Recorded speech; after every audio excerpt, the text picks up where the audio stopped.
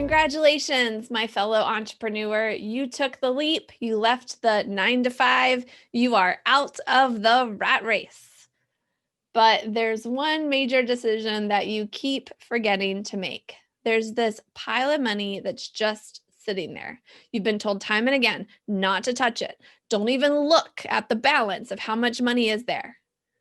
But in the back of your head, you can't stop thinking that it is money you could put to use in your business. Should you? Should you cash out that old 401k from your previous employer so that you can use those funds in your business? Mainstream advice says hell no.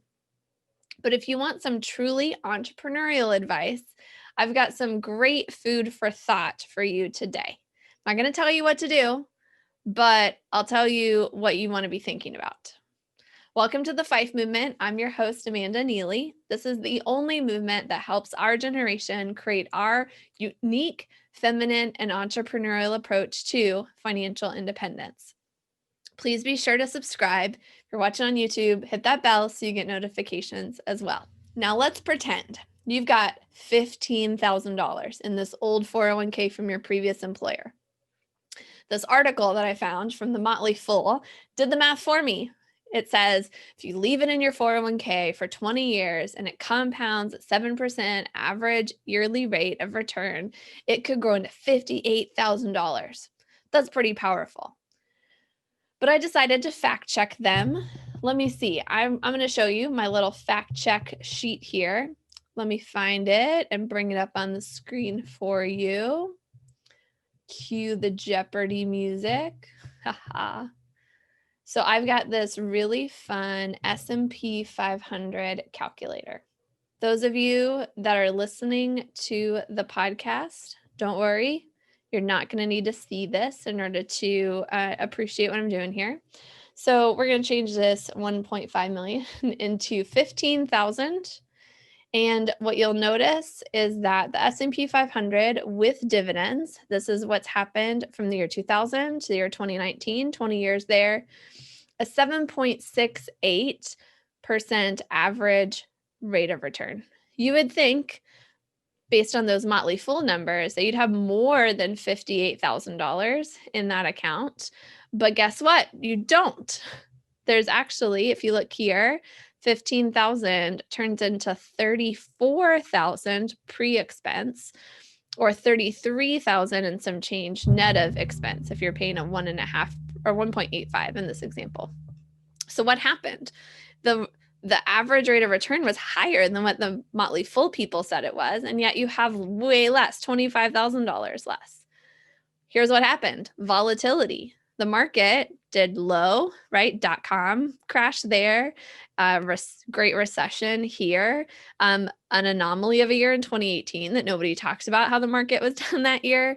All that volatility means that instead of 7.68% real rate of return, you got an internal rate of return of 4.14% instead. So basically, the volatility of the stock market destroyed your compound growth, about $25,000 that you thought you might have after 20 years that you don't have. Now think about it this way. You're an entrepreneur. I assume you have a pretty good handle on the rate of return, or your ROI, return on investment, within your business. You're not counting on some average or some stock market thing. You know, if you spend this much on inventory, you can sell it from that much. If you spend this much in ads or something, you can find this many customers, things like that. Do you think you could turn, let's just use 10,000 because it's what might be left after you pay taxes and any early withdrawal penalty.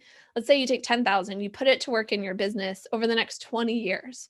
Do you think you could make 33,000 or 58,000 or maybe even more by using it time and time again over the next 20 years? Now, and I'm not even going to get into the positive difference that you make in your business, that money could help further within your business compared with the difference it's making to the planet and the people who live here by being in the stock market. We'll set that aside for a minute. Let's just focus on the math. And it's this kind of thinking that is why Brandon and I both cashed out my 403b, his 401k, when we learned all of this. We moved it somewhere where it could work for us for the rest of our lives, and we could put it into to work in our business. And we were really glad we made that decision. Now, I'm not saying that's what you should do. You need to make your own decision here.